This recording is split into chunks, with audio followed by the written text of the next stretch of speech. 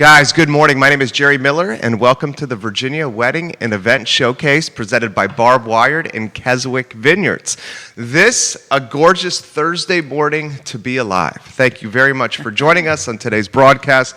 Barbara Lundgren, the fairy godmother, the star of our broadcast. Judah Wickhauer is our director. First, Judah, perhaps the studio camera, if you could, and then a one-shot on the talented, beautiful, and well-connected Barbara Lundgren. Good morning. Good morning. How are you? I'm good. A little shuffling around Yeah. this morning. It's like we're doing a wedding for this show right here. You gotta adapt. You just Right. gotta adapt. Yeah, always ready. Always ready for anything. But three fabulous people today. Yes, absolutely. Some of my favorites. We will have Mark and Vickie Gresge with Latoya Catering joining us very soon, and then Barnard a little bit later. I learned from you that Latoya was one of your favorite restaurants. Yes, the shrimp and grits were my go-to, and they still do that. And they're actually doing takeout at their little,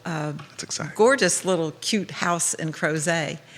And their little house where they cater from is next to Cakes by Rachel, and they partner up a lot. It's super cute out there, so you need to get out there. I love it. Latoya, of course, West Main fame, where for so long they were an iconic restaurant right in the heart of Charlottesville. So we're excited to speak to a husband and wife tandem that is surviving, like we all are, in a COVID-19 pandemic and making the best of it. And Barnard, we're going to bring him in via phone today on the show. I'm excited for this winemaker. Yes, if we can still, I believe they might get on Skype. I don't know if Judah wants to handle it now, but okay, let me see if I can. I did get a note that we might be able to get him on Skype, so we'll see at the time.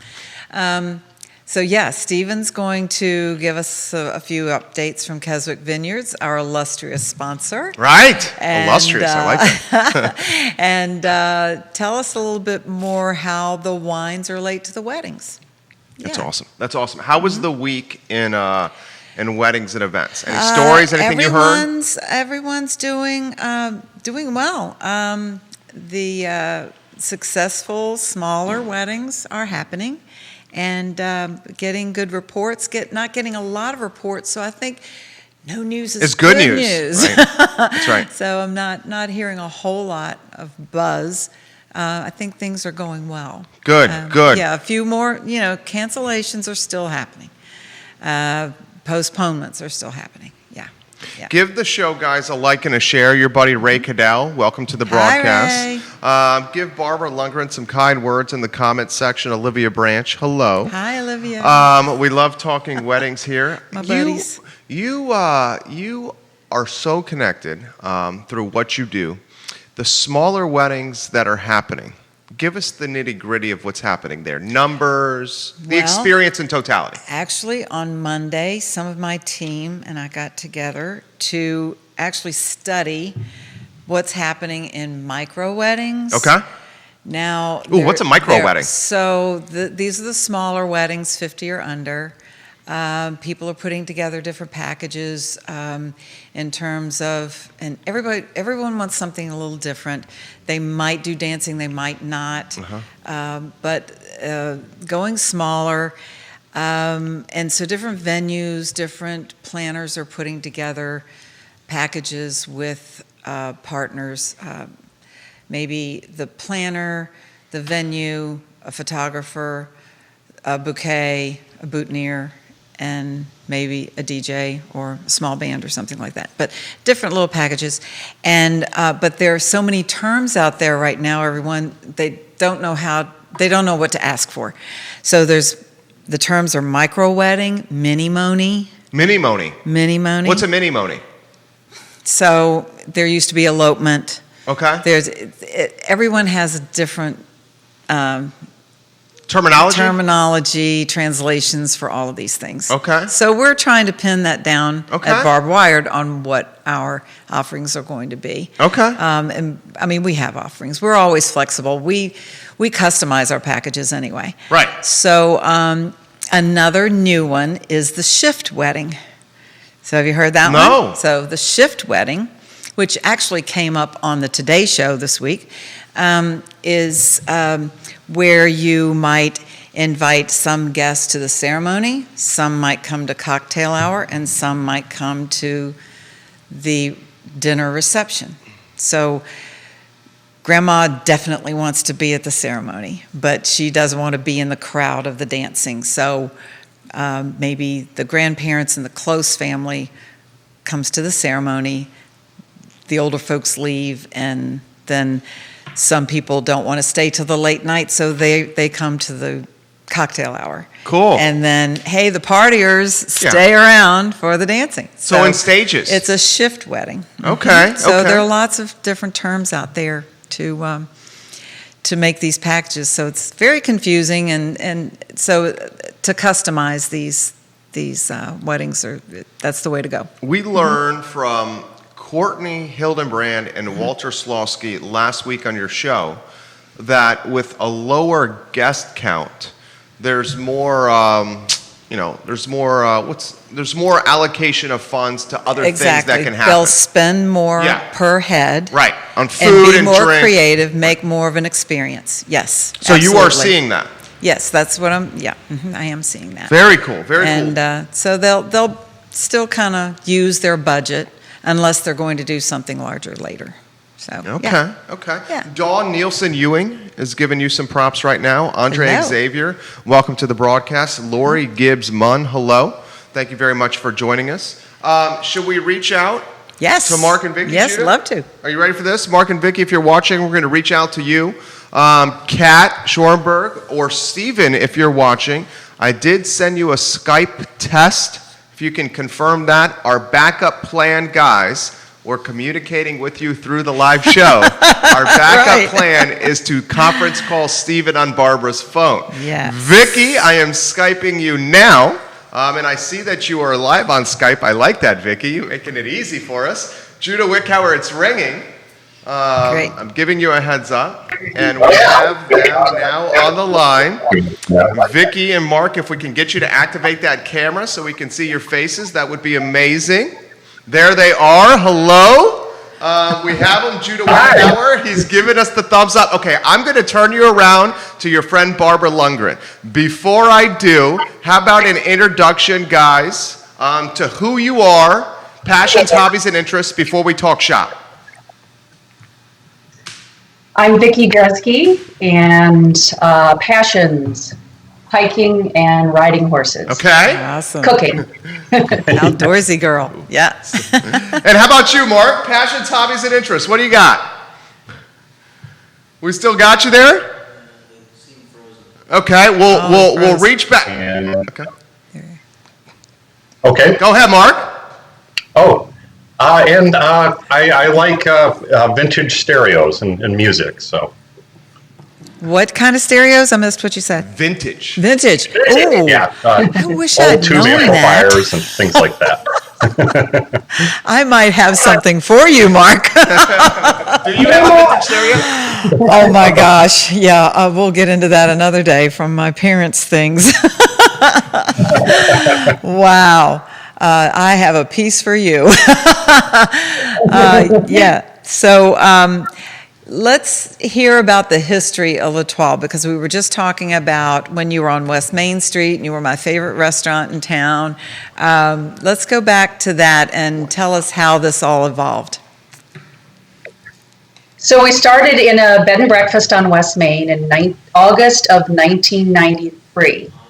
And we started out actually with our wedding china and silverware because we didn't have enough pennies to rub together to purchase that. Your own china and from your wedding, your personal stuff. Wow. Yes. And then we slowly gathered and grew until we got to West Main in 99, where we had a full service lunch and dinner and brunch restaurant until 2014. Wow. And what was the drive behind leaving the restaurant and going into full service catering? We were catering the whole time that we had the restaurant, even in the early days. We were UVA, we started with UVA, and kind of word of mouth And as we were going along, we found that our strengths towards the end were in catering. We were going to make a decision, and we had kids at the time. Kind of all the stars aligned and everything. We wanted to build a catering kitchen in addition to the restaurant. And as you mentioned earlier, we found this place out in Crozet, right around the corner from our house. And we were able to build that out into our kitchen. And so we just decided, gosh, this is where our strengths lie. We're pretty good at this, and let's move forward with full service catering. Plus, the wedding industry just exploded out here. As you know. The right place at the right time, right? Mm-hmm. So we just couldn't be at two places at once. So we thought, we don't want to do two mediocre, we want to do one perfectly. Good move. We decided Good move. And what I love about your company and what you do is your flexibility. You're always willing to work within budgets, and your service is just perfection. But Mark, your food. Talk about your food.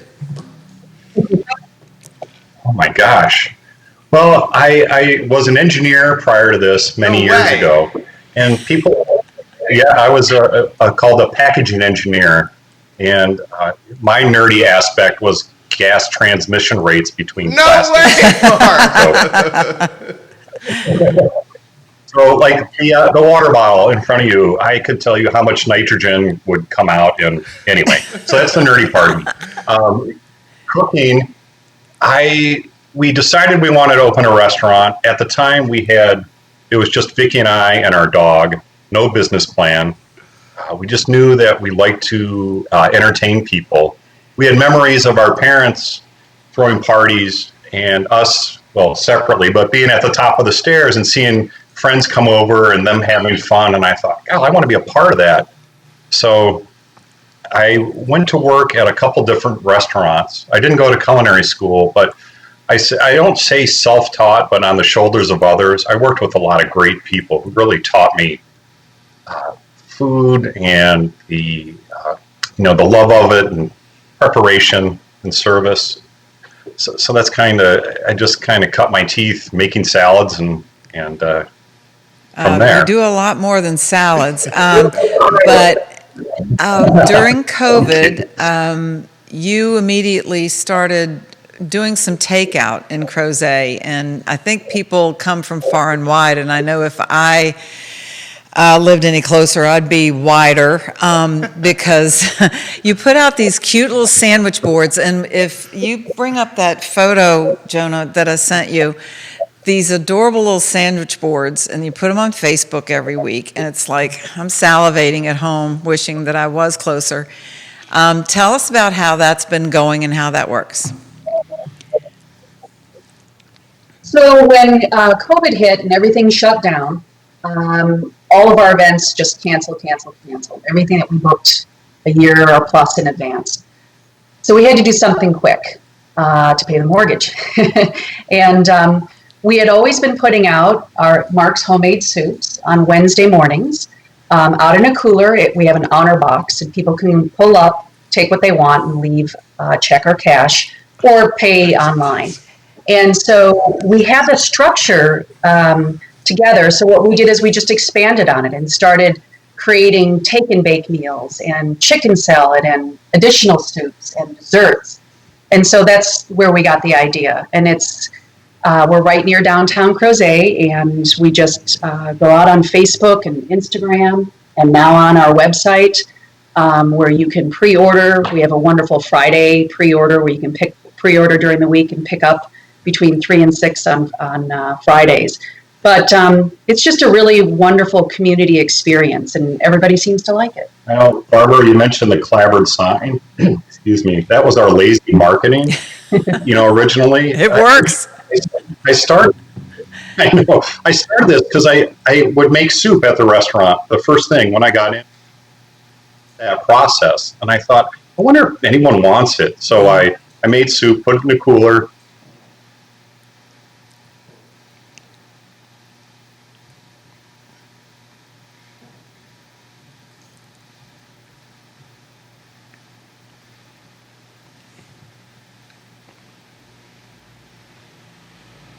Yes. So is this going to be a new division? Is this a new, a sister company or a new division of the brand? We're certainly getting better at it. It looks good. Every time I see it, I'm going, oh, wow. The shrimp and grits, risotto, oh my goodness. Yeah. But I'm going to make a trip out one day, I promise. The honor box, that's really cool. I mean, that's something that, just the neighborhood thing, you know? That's just great. So you've done some smaller events recently, and those have gone well. Tell us about how that's been going and what you have coming up. So even though all of our large events that had been planned in advance were canceled, we did have some people contact us who themselves pivoted and canceled their large wedding and had smaller weddings either in their backyard or at someone's estate. And so we've done a few of those where approximately 20 people, and we come in and we still provide full service catering, but it's just their immediate family and very intimate and wonderful. It's really quite nice. And we do have some larger events coming up, weddings that were planned that now they can actually have at a venue because of the new opening a little bit. But they are cut in size by probably about 30%. So they weren't very large weddings in the beginning, and now they've cut down. And so that our first one will be in September, where we're actually implementing all the new COVID safety things, such as shields for the bar, shields for the buffet, where we'll actually be serving the food as opposed to having everybody come up to the buffet, where we'll alter the way we make a cheese board. We'll set it out on little plates and we're grab and go, little individual servings, more tapenade style hors d'oeuvres. We'll also have, we're renting from MS Events, hand sanitizers and all different things that make it possible for us to safely as staff and also safety for our guests. So we're looking forward to that. Our first one will be better. And you said yesterday we talked about the family style, and you introduced something new to me that was called Russian style. And you did some of that, or you're going to do some of that? What is that? Yeah, it's kind of it's a hybrid. We were asked to do family style, but with COVID, the bride realized that she didn't want all of her guests passing platters and passing serving utensils. And so she asked me if I would consider Russian style, which is where a server comes up and goes to each guest and serves the proteins, and then someone comes by and serves the sides. But then I realized that probably wouldn't be safe for my servers to have such close proximity to each guest and asking what they want. So what we've hybrid the two styles together, and what she would like is for us to bring out all the family style platters and serving utensils and set it up on a service tray near the table, and basically the server will plate up each individual's plate and bring it to them. And so she has her family style traveling buffet. That's brilliant. That's brilliant. Okay, great idea. Good. Tell us, so you do have some larger events coming up, and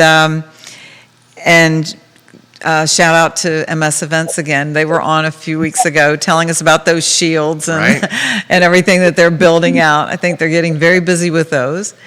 They've been absolutely wonderful during this. Absolutely. There was a little known fact about you guys that you told me about yesterday. What was that? Did we forget what it was? I already mentioned it, that we did serve did all our first caterings on our wedding china and silver. I think that was it. That was it. Okay, I didn't write it down. So the wedding china. That's awesome. That's a great story. I love that. Yeah. And we always like to. Oh, sorry. Go ahead, Mark.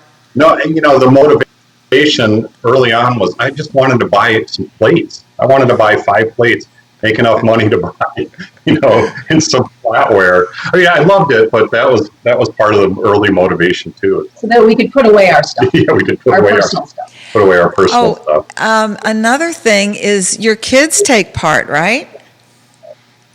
They do. Since this happened, and especially in the beginning, we really didn't want any outside people in the kitchen. And so we thought we might as well employ our teenagers. And so they all came in, and my daughter is now one of our best cake bakers. In fact, she's at the kitchen right now baking the coconut cakes for tomorrow. Fridays. Yeah. Oh, coconut cakes. Oh, nice. She's amazing. And the boys, my 17 and 14-year-old, they're wonderful at assembling. And it's just really been a really great thing that's come out of a bad thing is being able to spend time with our children. And Yeah.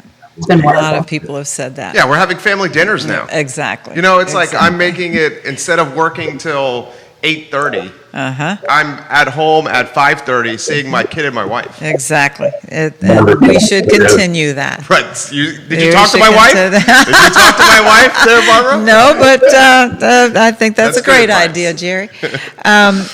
And who was your mentor?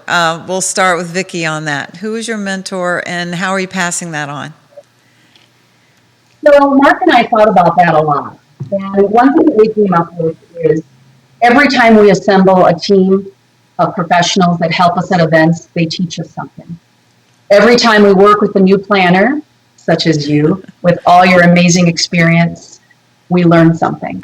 And I guess I can't put my personal finger on any one person, but it's the joy of being teamed up with all these amazing people that bring their experiences to us.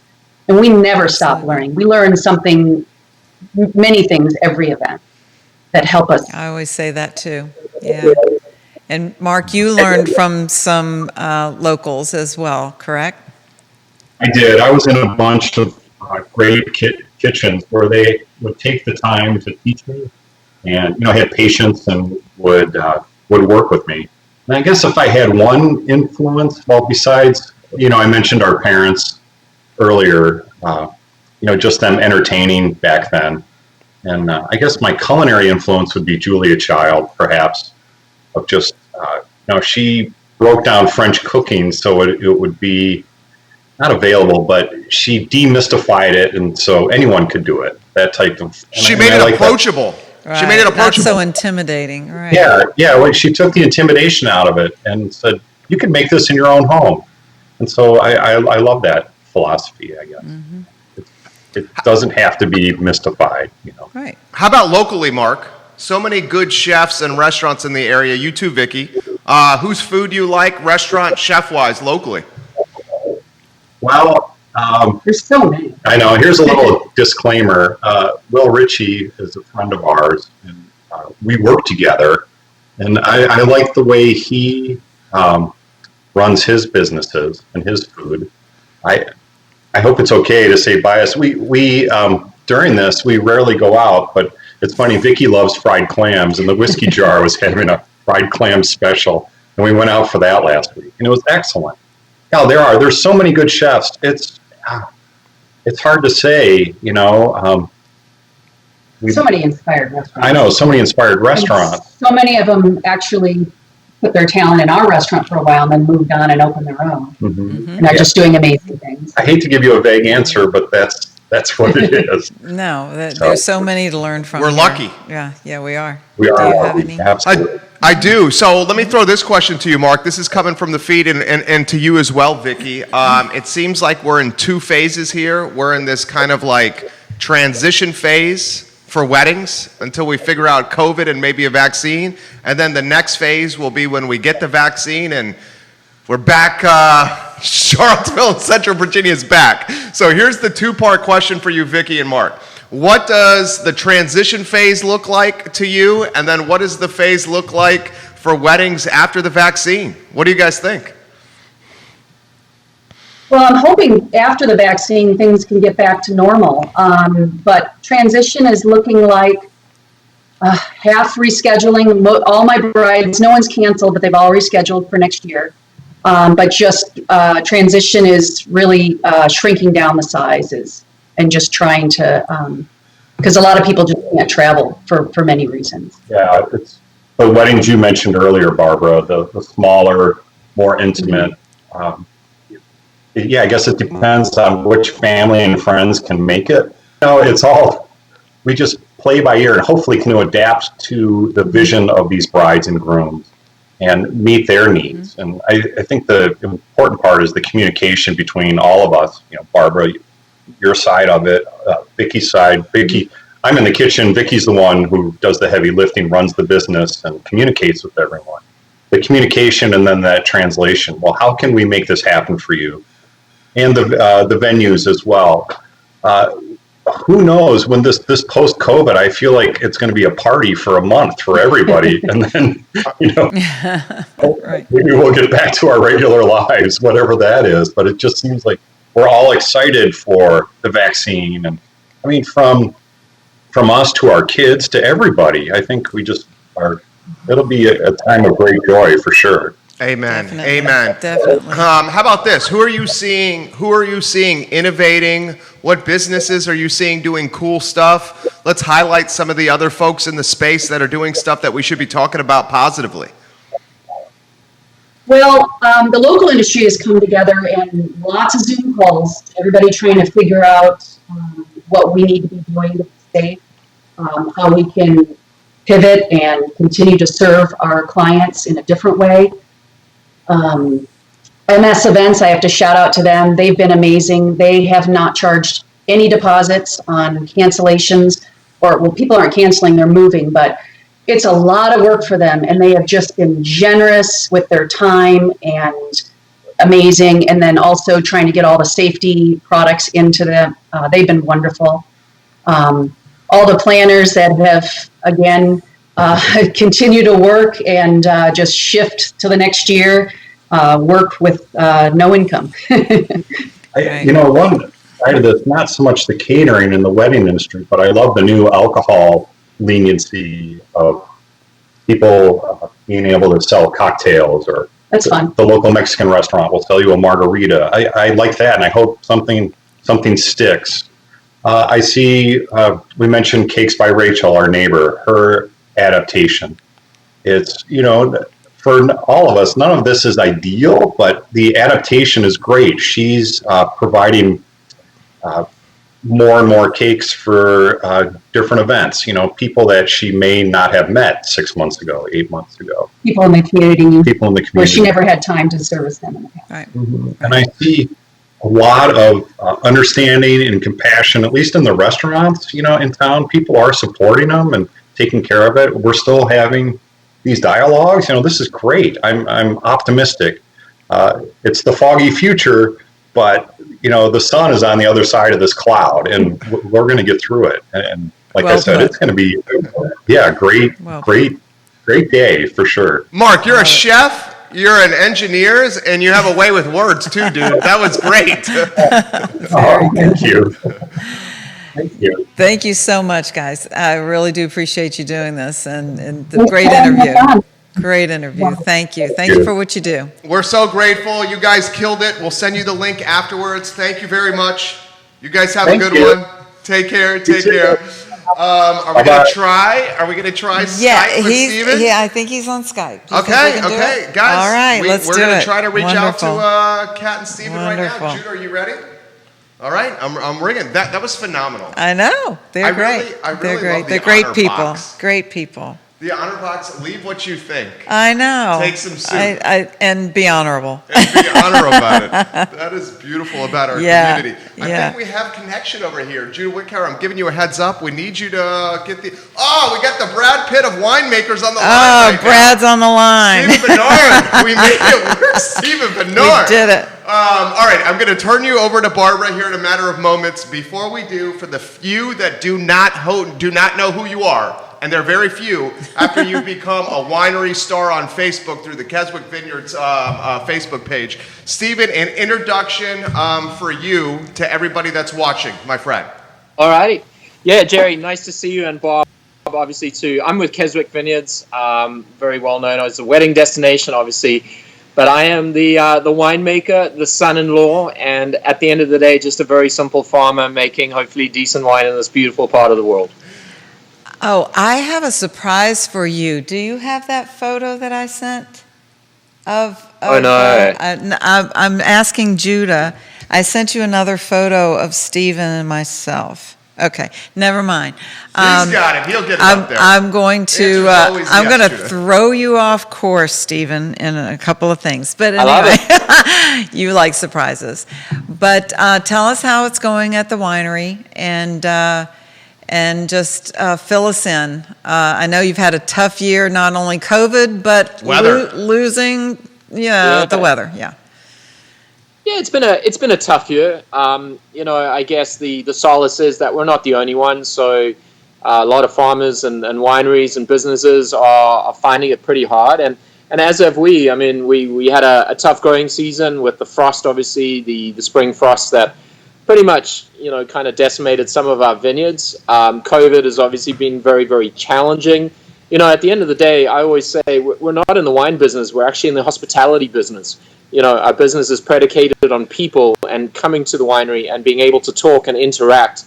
And that's been difficult, but it's also allowed us to pivot and find other means in which to reach and connect and create a community. And, virtual, whether it's by Skype or Facebook or online tastings, I think you're seeing a lot more of that. And we can still kind of create that connectivity. And, in situations like this, people almost need wine versus it's a luxury.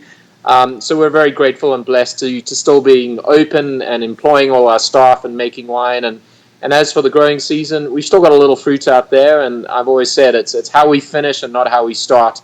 And while we make less wine this year, maybe we can still make the best wine possible. And that's what keeps us going and driving us. And I think 2020 is going to finish on a good and a strong note. And we're going to think of it for all the positives versus the So negatives. sales, I know he always is. He's always good. Yeah. Sales are up, I'm going to imagine, because People are drinking. people are drinking. Isn't that what we're doing at home? Absolutely. I mean, if personal consumption was something to go by, people are definitely drinking more. You have some new blessings in your life. Tell us about We the growing do. family.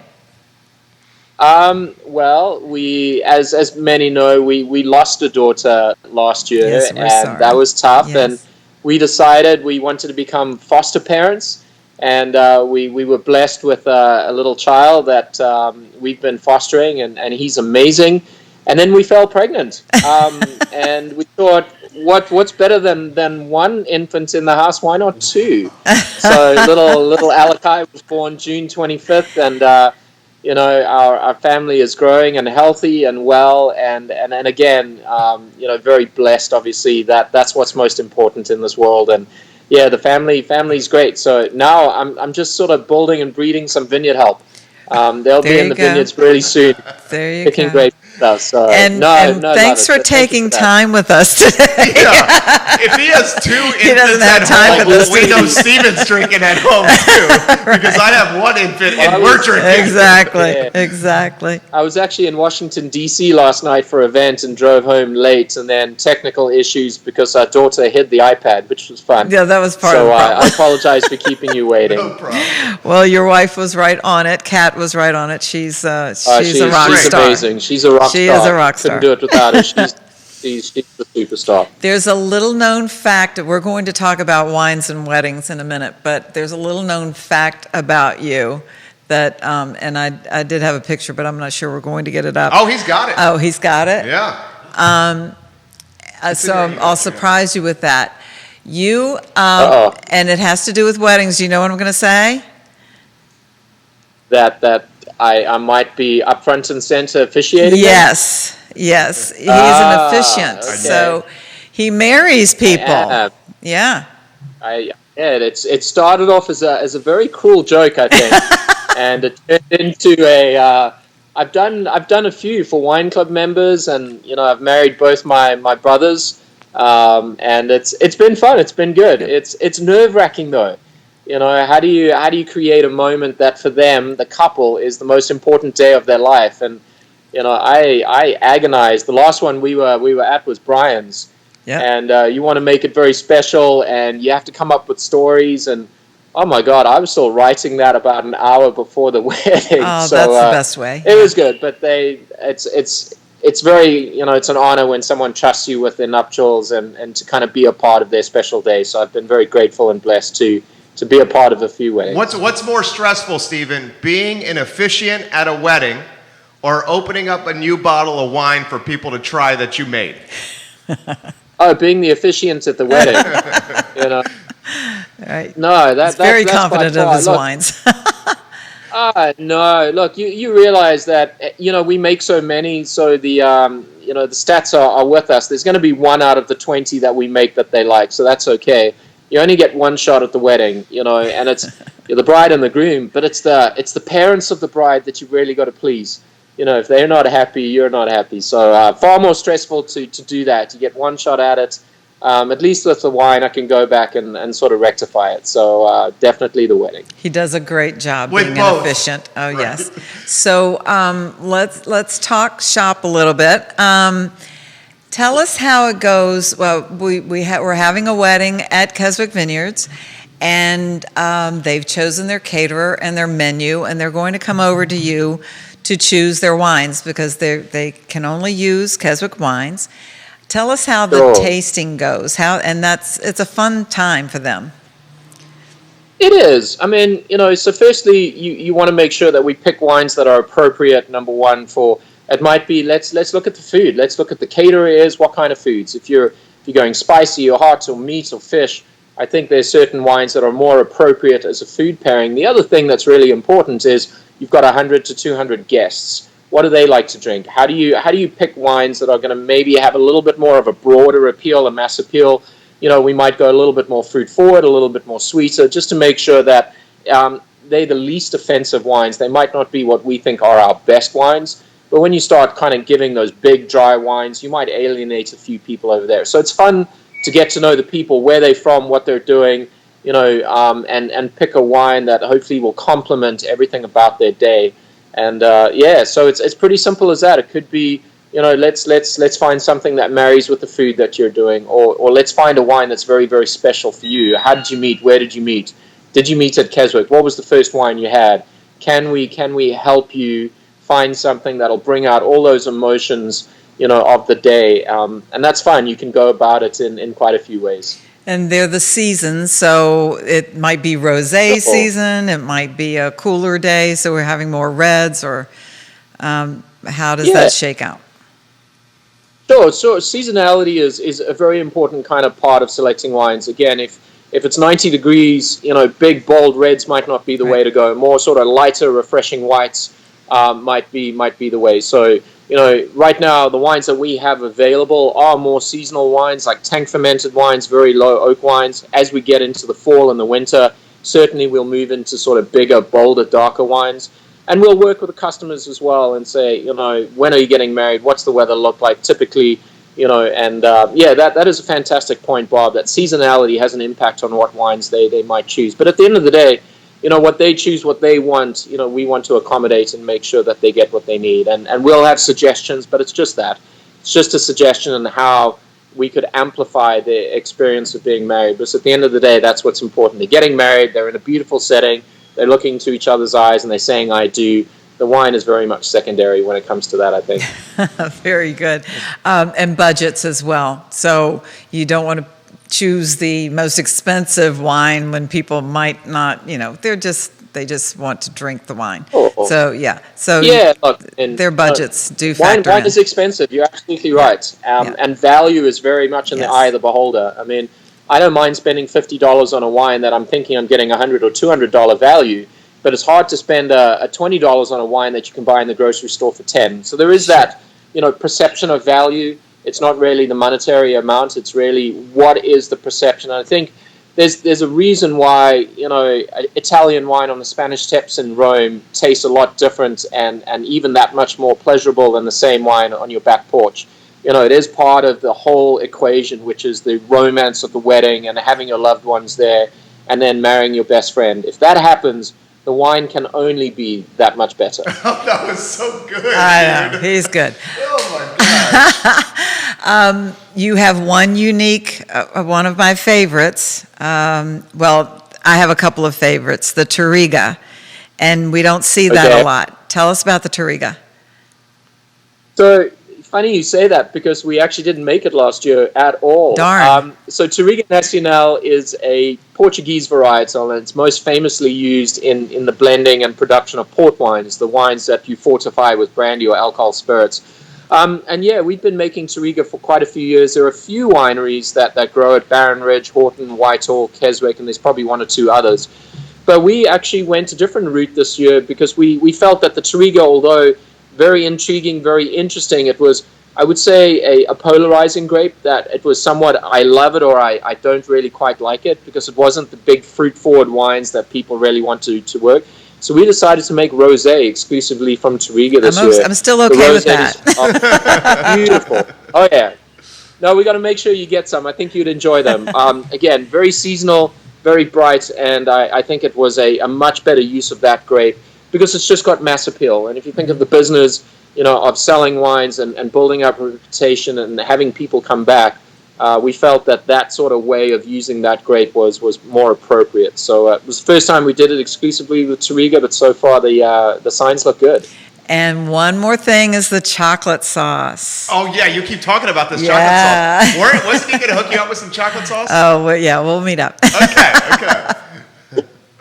Yeah, we can do that. Yeah, look, it's a wine infused chocolate sauce. I must say that every now and again it's a nice accompaniment to something. I generally use it in mudslides with bourbon and alcohol, which is really great.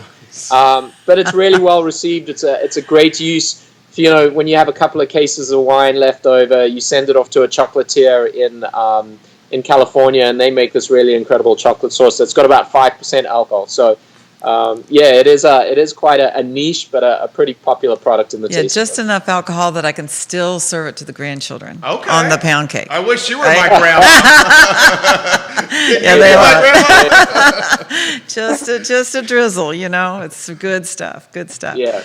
So, what do you have, Jerry? I know So, you have Stephen, some things. how about innovation? When we get out of this COVID funk we're all in here, what innovation survives on the other end in wineries and vineyards that you're seeing? I still think the virtual and the e-commerce is something that's going to continue. I think we found that we have a much wider reach when we do it this way, that people can still have access to wine, but we can really do it safely. But I think we go back to normal. It's our business is really about developing community, developing relationships, and strengthening that. It's not always about the sales. If you do that, I think the sales will come. It's also about promoting the greater community, which is Virginia wines. Virginia wines have a tough sort of place in the market because number one, we don't make a lot. Most of our wines are sold just through our tasting room and through our wine clubs. I think the way forward is reaching a far greater audience outside of what our normal boundaries are. And I would say the biggest thing are these virtual tastings, these private virtual tastings, e-commerce, online sales. I think that's something that I hope doesn't fall by the wayside if people can still come back to the tasting room, because I think there is value in that, because we want to promote, obviously, Keswick and the Virginia industry, and that's the mantra. We want to get more people drinking the kind of wines that we all feel are world-class.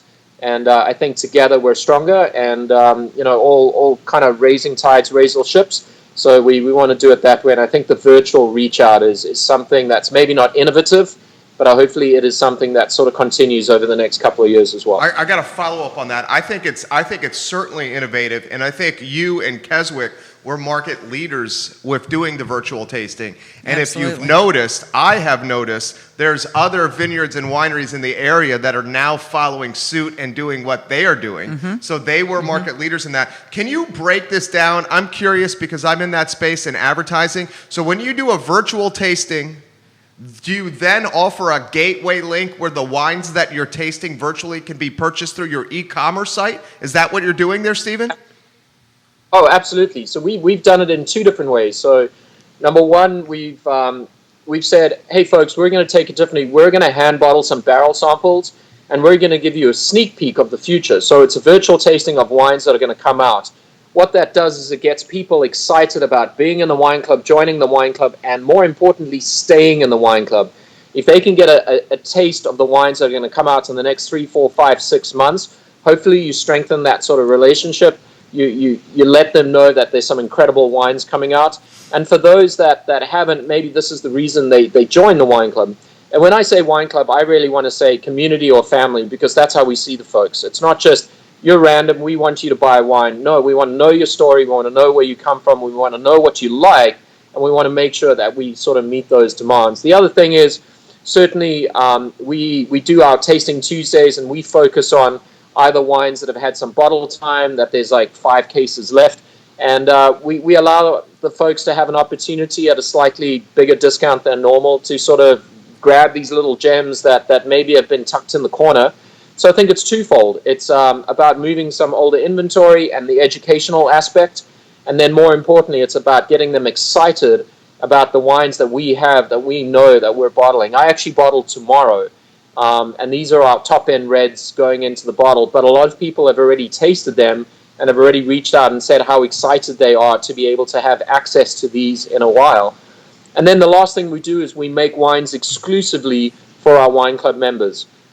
We want to make sure that there is value over and above for being a part of the wine club, that we recognize that you have options and choices aplenty, that when you join Keswick's club, we need to, as producers, do something just a little bit more special for you. And we're making 3 wines exclusive for wine club members that you can only get if you're in the wine club. So I think there's that strengthening, there's the sales, and there's that retention aspect as well with the wine club. I think it's all really important in terms of the bottom line business. That is brilliant. So this is my space, the direct-to-consumer space with what we do. So did you see Gary Vaynerchuk did a direct-to-consumer wine brand that he recently exited after a short time of managing the brand with him and his buddies, Stephen. So this is the question. Yeah, right, exactly. Empathy Wines. So and I think he sold to Constellation Brands for a big time. That's right. Yep. That's right. So can you give me some more intelligence on the direct to consumer when it comes to wine? Because this, without question, I think is where this entire space is going to boom, and where you guys can pick up a lot of incremental revenue and new customers. Just direct to consumer, anywhere you want to go, Stephen. Yeah, look, I think direct to consumer really means the communication message, because every winery has got a unique message. We are generic in that what we do is all the same. The vineyards, the barrels, the oaks, the winemakers, the production, that's it. What is it about us that makes us unique? Is it an environmentally conscious kind of brand? Are we trying to do with low impact, low carbon footprints? Are we going with the varietal that's different? What direct to consumer does is allow you to tell your story, and your story is unique. And what you want people to do is taste in a glass not only the personality of where the grape grows, which is really the only individualistic aspect of our property.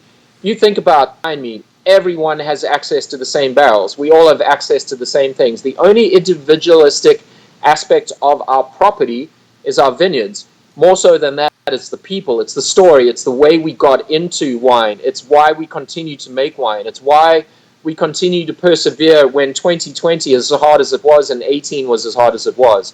There's a passion that we want to communicate. There's a story we want to communicate. And who better to tell that story than us? And how better to tell it than directly to the consumer? And it has to be through the wine, through the marketing, through the packaging, and then ultimately through the brand. And you've got to be transparent, you've got to be authentic, and then the hardest part is you've got to be consistent year in, year out, because no one's going to say, hey, we know these wines are crap, but it's because it was a crap year, and next year's are better because it's a better year. How do we make sure that when you spend your hard-earned dollars on a wine, you're getting value to money, and we're not sort of jumping on the fact that it was raining and we got 90 inches of rain? So that's tough.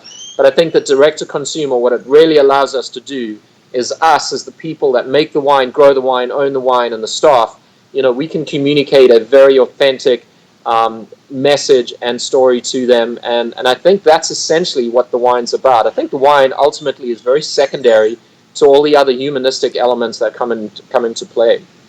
I agree 1,000%. Absolutely. I mean, he's talking about building a brand. Yeah, he's basically talking about. So Empathy Wine. This guy Gary Vaynerchuk owns an advertising agency, and he decided to create a wine brand that is strictly e-commerce. Wine. I mean, it was brilliant. Amazing. And then he exited after a short period of time. Huge payday to Constellation Brands.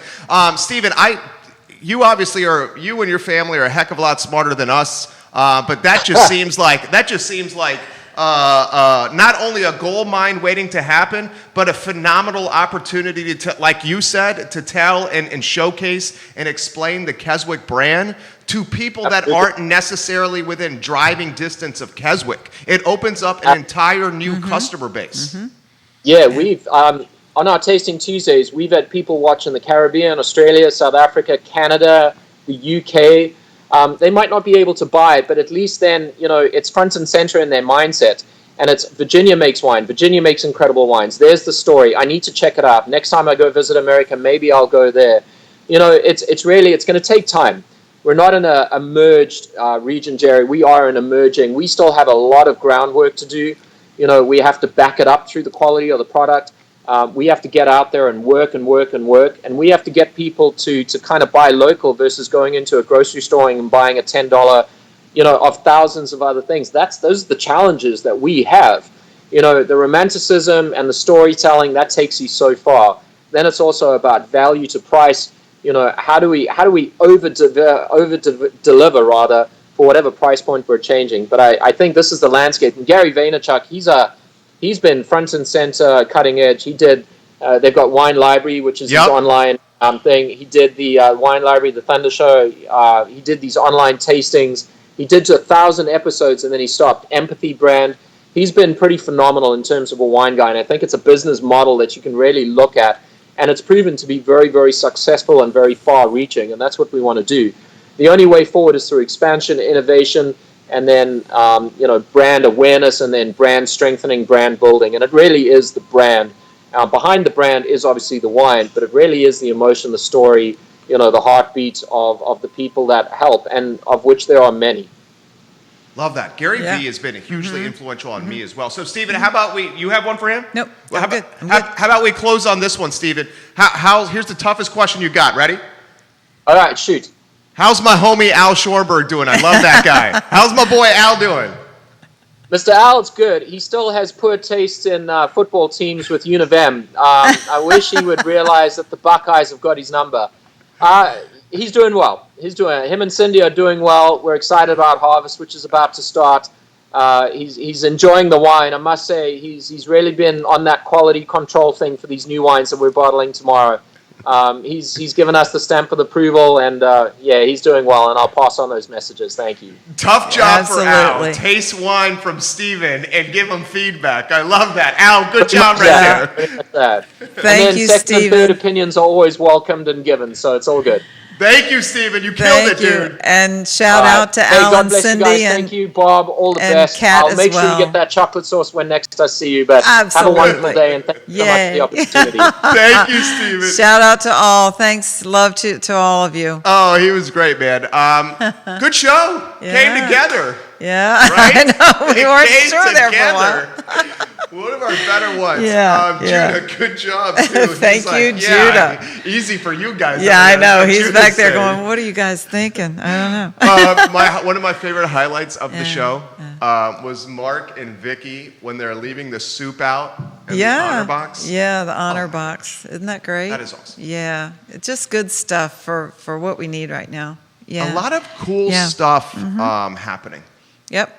And like so many different categories. And we will come out better. We come will. out better. Because Yeah. here's what I think, Yeah. Barbara. I'm going to throw this to you. I think a lot of the survival tactics that we're employing now, and these are survival tactics that are getting us to claw by.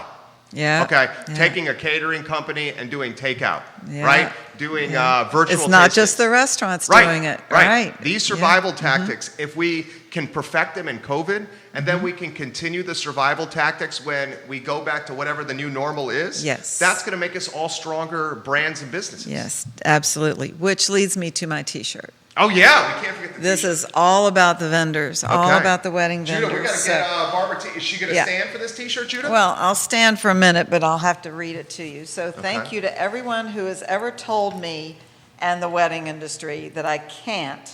You're just another reason I will. Okay, one more time. Thank you to every person who has ever told me I can't. You are just another reason I will. Yeah, that's motivation for me too. We're That's going. a great shirt. We're gonna kick it. It looks like with that shirt, you're ready to go to Lane Stadium and root on the UVA Wanderers against the Shucks, Virginia Tech I should have Hokies. brought my maroon scarf. She has 3 sons that went to Virginia Tech. I know, yeah. We're the closer we get to, what is it, September 19th? September 19th. 19th, Yeah, which in is my Blacksburg. son's birthday. No way. Yes, it is. That is cool. My youngest Hokie. Okay. Yes, that's his birthday. So, yeah, the closer we get to that, we're going to have some fun, Jerry. Do you think? We'll have some fun. Do you think we're going to have a season? Do you think we're going to have? Do you think? Okay, even a better, more hope poignant so. question. Do you think the Virginia Tech UVA football game on the 19th will happen? Because the I Hokies hope opener was just so. postponed. I know, Yeah. I know. I saw your show yesterday. Yeah, right. I was on your show yesterday. We talked about it. But, gosh, I hope so. I hope so. We talked about hotels a little bit yesterday. I spoke to Andre a little bit. And he's Andre watching? Xavier. Hi, Andre. He's got a comment for you. He's okay. What's his comment? Well, I want to hear your. Well, no, we just talked about so the fact that if classes go virtual, once the classes start, Are they going to scramble to the hotel rooms? If they go to the hotel rooms, Yeah. so I asked Andre what they might be charging.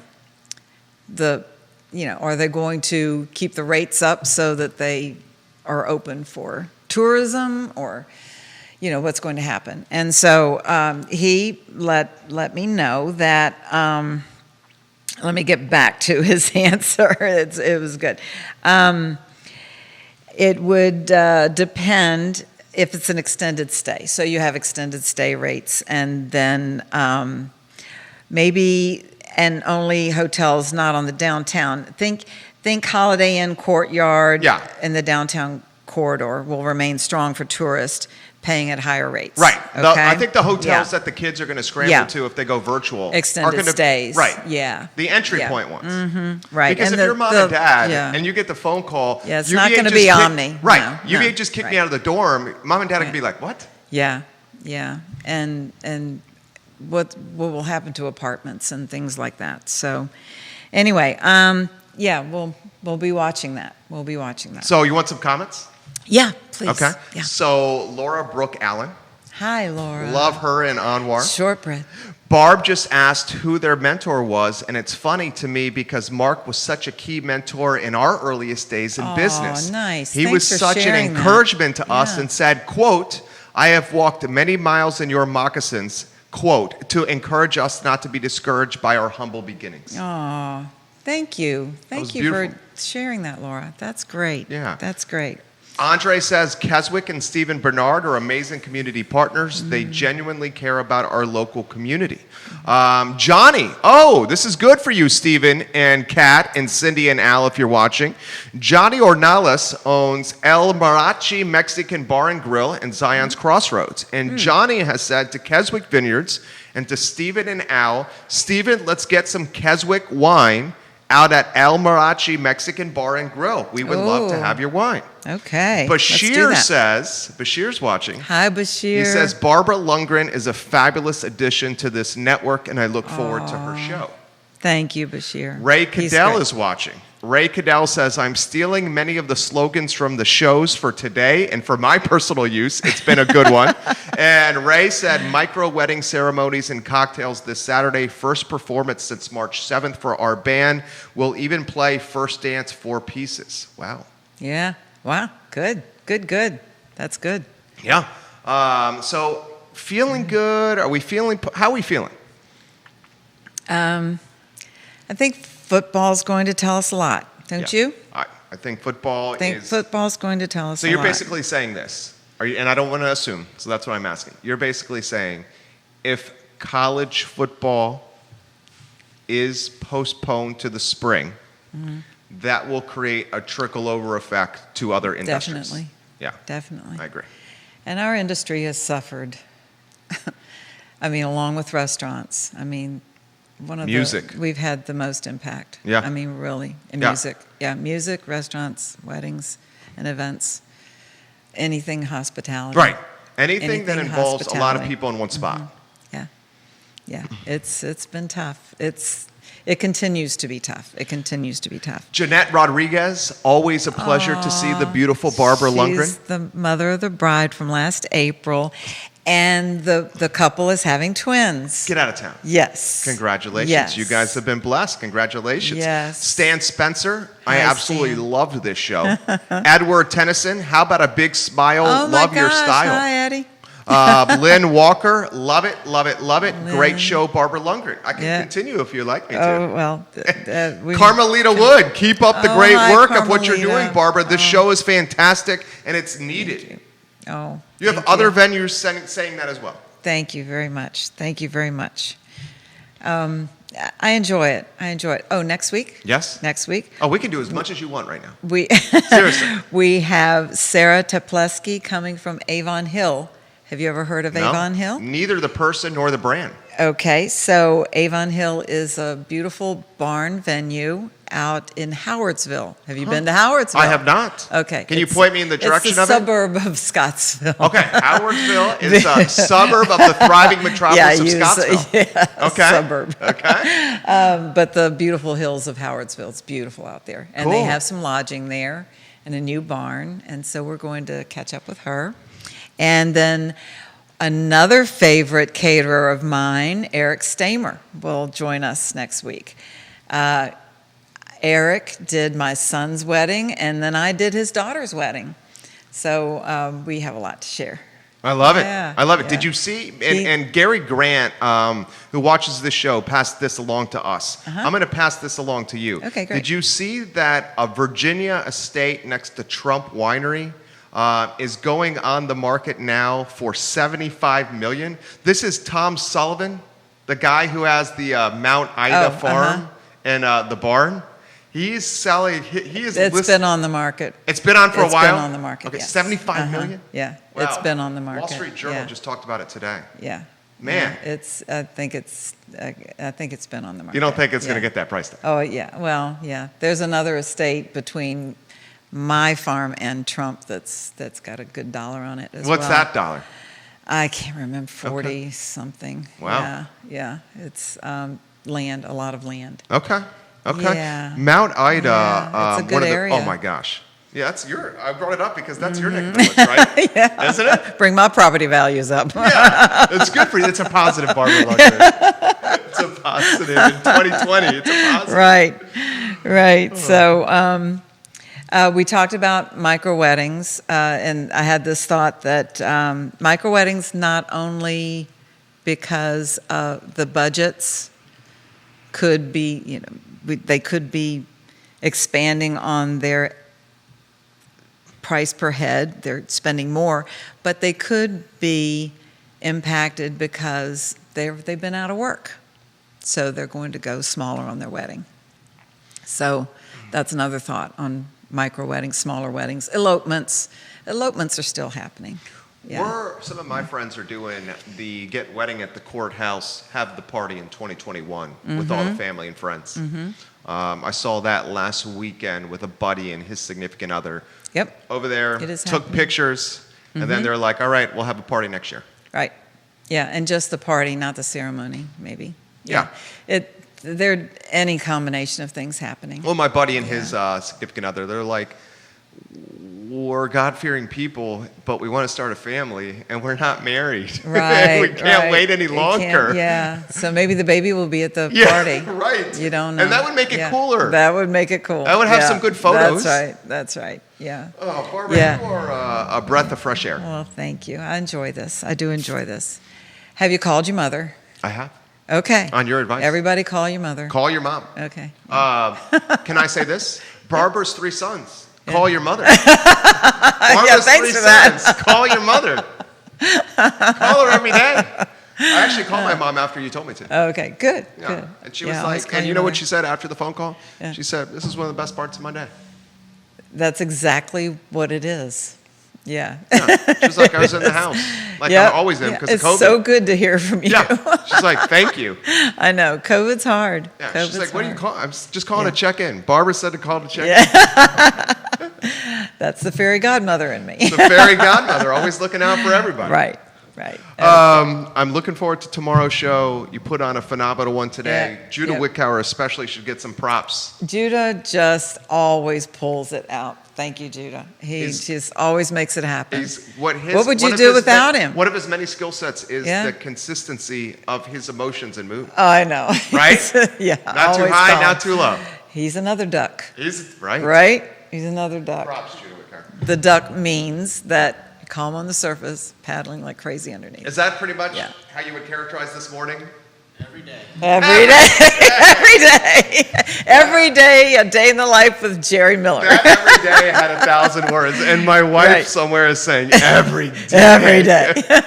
Well, this is the Virginia Wedding and Event Showcase. It's the brainchild and vision of the fairy godmother, Barbara Lundgren of Barb Wired. If you need someone to make an event just absolutely special and memorable, Barb Wired is who you contact. And I'll tell you what, Keswick Vineyards, Barbara. Yep. If you need a spot, Oh, yeah. How about that one? Make it happen. Yeah. Make it happen and make it happen right. Keswick Vineyards, one of the best of Definitely. the best. This show airs Thursdays at 10:15 till about 11:31 on the I Love CVille You never network. know. Sometimes it starts at 10:22. And we thank you so much for joining us today. Thank you, Jerry. You have a good one. Have a Barbara. good one. Thank you, Judah. Take Yeah. care, guys. Nicely done, Barbara Lundgren. Judah Wickower, you too. He's a rock star. Yeah, seriously. I know. And we did. Judah did.